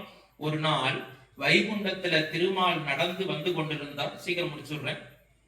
அப்படி உள்ளே வருகின்ற பொழுது எப்பொழுதுமே நமக்கு தெரியும், அந்த செருப்பை எங்க விடணும்? வாசல்ல விட்டுட்டு நாம உள்ள ரூமுக்குள்ள போகணும். அன்னைக்கு அந்த ஆதிசேஷன் பாம்பு படுக்கையில என்ன தலைவர் டயர்டா இருந்தாரோ தெரியல, வேகமா நடந்து வந்து அந்த செருப்போடையே வந்து ஜங்குன்னு ஒரு பாட்டு படுத்துட்டார். ஆதிசேஷன் சல்லுன்னு ஒரு சீர்னது, செருப்பு அறிவு இருக்கா உனக்கு? இறங்கி கீழே போ. நீ எங்க இருக்கணும்? வாசப்படியில இல்ல, வாசலுக்கு வெளியில இல்ல நம்ம செருப்பை போட்டு வைக்கணும். நீ தங்கத்துல இருந்தாலும் உன்னை கொண்டு வந்து உன் அடுக்கெல்லாம் என் மேல ஒட்டுது, பாம்பு மேலன்னு ஆதிசேஷன் சல்லுன்னு ஒரு சீர்னது. பக்கத்துல இருக்கிற சக்கரம் சொன்னது, செருப்பே உனக்கு அறிவு இருக்கா? நீ எங்க இருக்கணுமோ அங்கதான் இருக்கணும். தங்கத்திலேயே செருப்பு இருந்தாலும் பீரோல வச்சு லாக்கர்ல போட்டு வச்சுக்க முடியாது. கார்ல போட்டா வாசல்ல தான் போடணும், அழுக்கு ஒட்டி இருக்கும். செருப்பே உனக்கு அறிவு இருக்கான்னு கேட்டது உடனே செருப்பு அழுதுதான், சக்கரத்தண்ணே சுதர்சன்ன என்ன திட்டாதன்னு, நானா உள்ள வரலன்னு. அப்புறம் அவரா போட்டுன்னு வந்தாரு, அதனால நான் உள்ள வந்துட்டேன்னா என் மேல இந்த தப்பும் இல்லைன்னு அப்படின்னு அந்த செருப்பு கண்ணீர் விட்டு அழுதது. உடனே பாஞ்சசன்யம் சக்கர சொன்னது, தவர் சங்கு பண்ணிக்கணும். பாஞ்சசன்யம் சங்கு சொன்னது, இந்த கதையெல்லாம் இங்க விடாத, அவரே போட்டுன்னு வந்தாலும் உனக்கு எங்க போச்சு அறிவு? நீ ஓனத்துல போய் இருக்க வேண்டியதானே. மறுபடியும் எல்லாரும் ஆதிசேஷன் சக்கரம் சங்கு எல்லாம் மாறி மாறி திட்டின உடனே செருப்புக்கு பாவம் பாதுகை அப்படியே அழ ஆரம்பிச்சது. திருமாலே நான் எந்த தவறும் செய்த, சுவாமி அப்படியே படுத்துக்கொண்டு எல்லாத்தையும் கவனிச்சுட்டே இருக்கார். நான் வேணும்னு எந்த தப்பும் பண்ணலையே திருமாலே, நீயாதானப்பா என்ன போட்டுன்னு வந்த, நீனாதான ஆதிசேஷன் படுக்கையில கொண்டு வந்து வச்ச, இதுக்கு நானா காரணம் என்று கண்ணீர் விட்டு அழுதது. மணிவாசக பெருமான் சொல்லுகிறார், அழுதால் உன்னை பெறலாமே என்று மணிவாசக பெருமான் சொல்லுகிறார். யார் ஒருவர் ஆண்டவனை நினைத்து நெக்குருகி மனம் உருகி உருகி கண்களில் இருந்து கண்ணீர் வருகிறதோ அவர்கள் ஆண்டவனுடைய அருளை பெறுபவர்கள். மேல இருக்கிற அந்த கிரீடம் சொன்னது, தவர் வெளியில போறியா, நாங்க 3 பேரும் சேர்ந்து உன்னை கழுத்தை பிடிச்சு வெளியில தள்ளட்டுமான அந்த தலையில திருமால் தலையில கிரீடம் வச்சுட்டு இருப்பார் இல்லையா, அது வைய திட்ட ஆரம்பிச்சது. செருப்புக்கு ஒன்னும் மனசு தாங்கல், அப்படியே அழுது கண்ணீர் வடிச்சது. திருமால் சொன்னார், செருப்பே கவலைப்படாதே, இன்றைக்கு யாரெல்லாம் உன்னை திட்டினார்களோ, சக்கரம் திட்டினது, பாஞ்சசன்யம் சங்கு திட்டினது, ஆதிசேஷன் சீறினார், தலையில இருக்கிற கீடம் வெளியில போ, கழுத பிடிச்சு வெளியில தள்ளுவேன் என்று சொன்னது. மறந்துடாதே செருப்பே, யாரெல்லாம் இன்றைக்கு உன்னை திட்டினார்களோ இந்த அத்தனை பேரும் 1 வருடம் 2 வருடம் அல்ல 14 ஆண்டுகள் உனக்கு சேவை செய்வார்கள் என்று அழுகின்ற செருப்புக்கு திருமால் ஒரு வரம் கொடுத்தார். இதில் என்ன சார் சிறப்பு இருக்கு என்று நீங்கள் கேட்கலாம். தொழிலிலே உயர்ந்த தொழில் தாழ்ந்த தொழில் என்று இருக்கலாம். கொள்ளலாம். வலது கை இடது கை, வலது கை உணவு உண்ண பயன்படுகிறது, இடது கை சுத்தம் செய்ய பயன்படுகிறது. ஆனால் ஆண்டவன் எதை பார்க்கிறான் என்று சொன்னால், ஆண்டவனுக்கு முன் வலது கையும் இடது கையும் சமமாக சென்றுதான் ஆண்டவனை வணங்குகிறோம். எந்த தொழில் செய்திருந்தாலும் ஆண்டவனுக்கு முன் ரத்தன் டாட்டாவும் ஒன்றுதான், முகேஷ் அம்பானியும் ஒன்றுதான், சாதாரண பேச்சாளர் சிவகுமாரும் ஒன்றுதான். ஆண்டவனுக்கு முன் அனைவரும் சமம் என்பதுதான் பாதுகா பட்டாபிஷேகத்துடைய தத்துவ கருத்து என்பதை மனதிலே பதிய வைத்துக் கொள்ள வேண்டும். குழந்தைகளே, மனதிலே பதிய வைத்துக் கொள்ள வேண்டும். ஆண்டவன் எதையும் பார்ப்பதில்லை. முகேஷ் அம்பானி தங்கத்துல கிரீடம் பண்ணி கொடுக்கிறாருங்கிறதுக்காக அவருக்கு நிறைய திருமால் செஞ்சிருவாருன்னு நினைச்சுக்காதீங்க. நம்மள்ட்ட அதெல்லாம் இல்லைங்க. சும்மா ஒரு பன்னீர் பாட்டில் ரிஷபத்துக்கு நந்திக்கு அபிஷேகம் பண்றதுக்கு ஒரு 10 ரூபாய்க்கு பால் வாங்கி எடுத்துட்டு போறேன், இது ரொம்ப கம்மியா இருக்கே நினைக்க வேண்டாம். ஆண்டவன் எதை பார்க்கிறான் என்றால் மனதை தான் பார்க்கிறான். உள்ளன்போடு எதை சிறிய பொருள் கொடுத்தாலும் உண்மையான பக்தியோடு கொடுத்தால் ஆண்டவன் தலையிலே தூக்கி வைத்துக் கொண்டு அருள் செய்வான். அதுதான் ராமச்சந்திர மூர்த்தியினுடைய இலக்கணம், அதுதான் ராமச்சந்திர மூர்த்தியினுடைய குணம், அதுதான் ராமச்சந்திர மூர்த்தியினுடைய அருளுகின்ற தன்மை என்பதை சொல்லி, நாளைய தினம் நாம் தலைப்பு என்ன வச்சிருக்கோம்? இன்றைக்கு பாதுகா பட்டாபிஷேகம் முடிஞ்சு ஜடாயு மோட்சம் என்று வச்சிருக்கோம். தாய்மார்கள்லாம் அடியனுடைய சொன்ன மாதிரி அம்மாலாம் அழைச்சிட்டு வந்துட்டாங்க நினைக்கிறேன். ரொம்ப மகிழ்ச்சி தாய்மார்கள். நாளைக்கு 6:45 வந்துருங்க. சரியா 6:55. இன்னைக்கு 7:15 கொஞ்சம் நான் வரதுக்கு லேட் ஆயிடுச்சு. காலேஜ் போயிட்டு வீட்டுக்கு போய் குளிச்சுட்டு சரி பண்ணிட்டு வரதுக்கு லேட் ஆயிடுச்சு. அதனால நாளைக்கு ஒரு 7 மணிக்கு ஆரம்பிச்சு 8 ஆரம்பிக்கிறது 1 hour டைம். அதுதான், அதுக்கு மேல உங்களை நான் சோதிக்க விரும்பல. அதனால இந்த 1 மணி நேரத்துல அப்படியே ரஃபேல் போர் விமானம் மாதிரி அட்டாக் பண்ணிட்டு வேகமா பறந்து போயிட்டே இருக்கணும். நாளைக்கு ஜடாயு மோட்சம் அற்புதமான கதை. தயவு செய்து தாய்மார்களும் பெரியவர்களும் இன்னும் யாராவது அக்கம் பக்கத்துல ஒத்து இருந்தாலும் அழைச்சிட்டு வாருங்கள் வாருங்கள் என்று சொல்லி, ராமாயணம் என்ற இந்த 7 நாள் வேள்வியிலே யாகத்திலே, யாகம் தான் ஒரு பெரிய வேள்வி. ராமனுடைய இந்த கதையை சொல்லுவது என்பதே ஒரு வேள்வி. அதை கேட்பதற்கு பெரிய புண்ணியம் செய்திருக்க வேண்டும் என்பதை சொல்லி, வாருங்கள் வாருங்கள், ராமாயணத்திலே ராமனோடு 2 கலந்திருப்போம். ராமச்சந்திர மூர்த்திக்கு எப்பொழுதும் போல ராம ராம ராம ராம ராம ராம ராம ராம ராம ராம சீதா ராம ராம ராம ராம ராம ராம ராம ராம ராம ராம ராம ராம சீதா ராம ராம ராம ராம ராம ராம ராம ராம ராம ராம ராம ராம சீதா ராம ராம ராம. ராமச்சந்திர மூர்த்திக்கு, சீதா பிராட்டியாருக்கு, ஆஞ்சநேய சுவாமிக்கு, முருகனுக்கு. திருத்தணியில் உதித்தருளும் ஒருத்தன் மலை விருத்தன் என தொளத்தில் உரை கருத்தமையில் நடத்துவகன் வேலே. உருவாய் அருவாய் உளதாய் இனதாய் வருவாய் மலராய் மணியாய் ஒளியாய் கருவாய் உயிராய் கதியாய் விதியாய் குருவாய் வருவாய் அருள்வாய் குகனே. குருவாய் வருவாய் அருள்வாய் குகனே. குருவாய் வருவாய் அருள்வாய் குகனே. வெற்றிவேல் முருகனுக்கு. நன்றி, வணக்கம், ஜெய் ஹிந்த்.